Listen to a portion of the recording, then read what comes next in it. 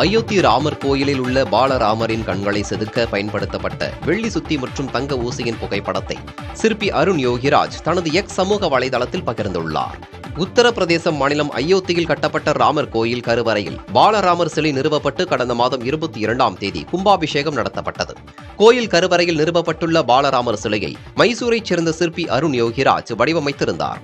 அந்த சிலையை வடிக்க கிருஷ்ணா என்ற கல்வகை பயன்படுத்தப்பட்டதாகவும், அது மைசூரு மாவட்டம் ஹெச்டி கோட்டை தாலுகாவில் உள்ள குஜ்ஜ கவுடனபுரா கிராமத்தில் உள்ள விளைநிலத்தில் இருந்து கண்டெடுக்கப்பட்டதாகவும் தெரிவிக்கப்பட்டிருந்தது.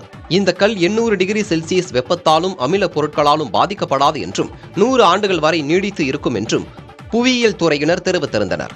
இந்நிலையில் சிரித்த முகத்துடன் காட்சியளிக்கும் பாலராமரின் தெய்வீக கண்கள் தங்க ஊசி மற்றும் வெள்ளி சுத்திகை பயன்படுத்தி செதுக்கப்பட்டதாக அருண் யோகிராஜ் தெரிவித்துள்ளார்.